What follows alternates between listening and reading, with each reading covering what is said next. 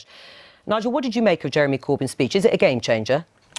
It's the first step of I think, quite easy to see complete Labour sellout on the SC. I mean, perfectly clear. I mean, the nonsense about trade. Governments don't negotiate trade deals. The European Commission negotiate trade deals. So if you're part of a customs union, you will not be involved in that. So they've given up on that. And what Barnier will say is, well, thank you very much. That's great.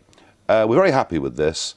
But you now need to go further on the single market. So the next big Labour speech on this a few months down the road will be, that we'll be inextricably linked to a single market, but not the single market. I thought the biggest clue of the lot was yesterday on the BBC when Starmer said, we will have to have a new treaty. So we get rid of the current treaty, we have another treaty, and Labour voters are going to start to ask, are we really leaving? Lisa and Andy, would you like to see Labour commit to remaining members of the single market? I think, broadly speaking, we're in exactly the right place for the country. But what about the answer to that question? Well, that is the answer to that question, is that the position that Jeremy just set out about an hour ago was building on the commitment that Keir made yesterday about a customs union rather than the customs union, access to the single market rather than membership of the single market. Well, we can all have access to the single market. Because, as Rebecca outlined, it gives you flexibility to be able to negotiate specific terms, rules and agreements that you want to sign up to and those that you don't. I mean, for me, the importance of all of this that is being lost in all the sort of bluster and hot air is that Labour does now have a very clear position, which is that we see our future as being a high-wage, high-standard, high-quality economy that links us very closely, pegs us very closely to those standards that operate across the European Union. Right, but but Labour's policy would mean Britain would be a rule taker, and you accept that, and that is where you would be selling levers down the line. No, that's part of the negotiation. And the difficulty for Britain is that there isn't that agreement within the Tory party, even within the cabinet. So, the question is, because this is a choice really in the end, is do we want to peg ourselves very closely to countries like the US and China and trade on those terms which will push down wages in constituencies like mine, or do we want to peg ourselves much more closely to the EU? Sorry, Nigel. Was open door immigration, you've had quite a lot to say about I'm going to come to you on immigration in a moment. Let me come to Chris Gibb. Well, what do you say to that? I mean, are you confident that you will still be able to get Parliament to endorse leaving the single market and the customs union? Well, I think, first of all, this is about taking back control. People voted in June 2016 to have control over their money, their laws and their borders, and that 2/3 of Labour constituencies voted to leave. They will be outraged if they feel that our future trade policy is going to be set by the EU. The whole point of having a customs union... No, that's not true. The whole point of having a customs union means that it will exclude the ability for Britain to be able to sign independently up to the trade terms it wishes to do so. And when people realise that, when people realise that a customs union will lead to this, I think there's going to be serious consequences to the Labour Party of eroding its base. Right. I mean, Nigel Farage, your party got just under 600,000 votes in the last election. That's against 17.4 million people who voted to leave, as well as all of those, of course, who voted to remain. Why do you still get to define what a proper Brexit looks like? Nah, look, the party got very few votes because the public believed, parties like Labour, that actually the Brexit they voted for was going to happen. And now, a few months down the road, we're seeing a very different picture. There are 4 million plus Labour voters who voted for Corbyn, who genuinely want immigration reduced significantly and want us to leave the single market, the customs union, and to be an independent country. So this is a sellout by any measure. But you've always said that Jeremy Corbyn was a Brexiteer. Why wouldn't people trust him to deliver the sort of Brexit that will protect jobs and the economy, as he has stated? Well, because, as I say, if we continue with free movement, he's made it pretty clear this morning. They said an end to free movement. Well, he said he wants to be a citizen of the world. He said we won't scapegoat anybody. I mean, there were so many references there. And he also said Labour's priority will be business commitments, not arbitrary migration numbers. So jobs. All this will continue, and Jobs. we will, low-paid jobs. No, that's right, and that's what Labour have produced for us over the years. Let Lisa respond. Well, just this is absolute nonsense. If it was as true as you say, that you somehow magically know exactly why every single Leave voter in this country voted to leave, and the specific legal mechanisms that they want to see in place afterwards, then why did your vote collapse in constituencies like mine in 2017? Because we got Brexit. Brexit. We stood on a very clear manifesto Yes, that leave said the we single wanted market, a high wage, take back high borders. quality Let- economy. don't talk over We each other. didn't, though. We didn't. We was in stood the on a very manifesto. we stood on a very clear commitment that said that we wanted to retain the benefits of the single market. We wanted access to the single Everyone's market. got We access. wanted to avoid a hard border with Northern Ireland. All right, we'll come which on to that matters hard border. We will my come to the hard constituents border. as much as it does to people in Northern Let's Ireland. just talk about frankly. immigration.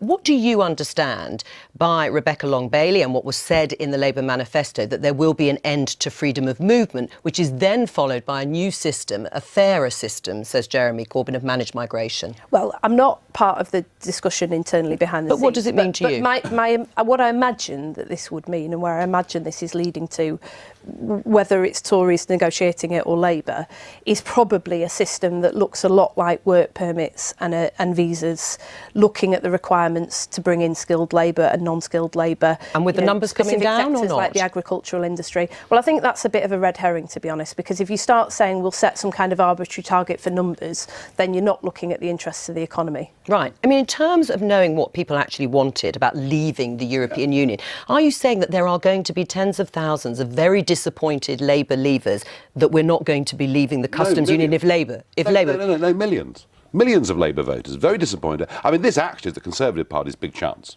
If the Conservative Party, if Theresa May was able, right now, to grab the immigration agenda, I think she could do massive damage to Labour in the Midlands and the North. I'm not sure whether she'll do it, but everybody was clear. We were voting to leave the institutions of the European Union and run our own lives. Nobody voted for lower wages. That is what. Well, they're going to get higher. Well, actually, they're going to get higher wages if we control Nobody immigration. voted Right. And if we go global, we could be a Don't talk richer over country. What you've done today, you've stopped us going global by staying part of a customs union. Right, and that does mean, That is I mean, you say it would be in a negotiation, but it does mean on paper that Britain would remain a rule taker if we are part of a customs union. There wouldn't be the ability to negotiate free trade agreements in the way that people envisaged, and that is going back on what was promised in the referendum. No, there would be restrictions on the way in which we could negotiate free trade Right. agreements, but it wouldn't prevent us from negotiating. Well, except free on the trade basis of being agreements. friendlier to the What it EU would- and being friendlier in negotiations is not evidence for saying that the EU would give you what you want. No, but what it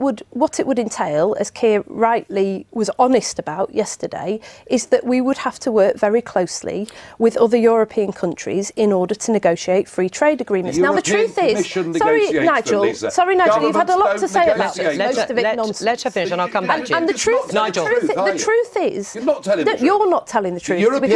The European Commission negotiates You've had the a lot EU's to trade say. deals. Right, you've not said one that. word of Let it. her- Not one let word her of it speak. has 40 been years. true. It's For nonsense. 40 years and that's been the case. the truth is that this is a choice in the end about what sort of country we want to be. We cannot be simultaneously a high wage, high regulation economy and a low wage, low regulation economy. We have to choose if we want a close trading relationship with Europe or not, and that's where neither of these political parties is being honest with the British public. Before I come to you, one of the other issues is about state aid, which is an important cornerstone of what Jeremy Corbyn wants to do if he becomes Prime Minister in terms of economic policy.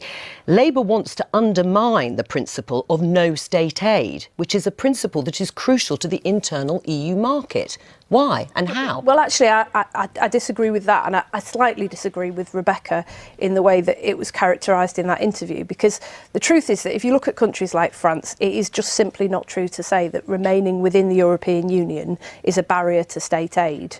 And in So that's fact, a straw it man is- put it- up by the No, Labour I don't Party. think it is. I think it's a genuine fear, but one that is actually, in my view, not fully borne out by the facts. I think it is possible to remain within the European Union. Not that we're leaving, but it is possible to do that and intervene in markets. So I don't think that that is a consideration that should determine any political party's policy. Nigel Farage, you were stating very clearly earlier that the Commission is the one that is negotiating here. But it's also true to say that other countries have had bespoke deals. I mean, if you look at Turkey with regard to the customs union, or you look at Switzerland with regard to bilaterals.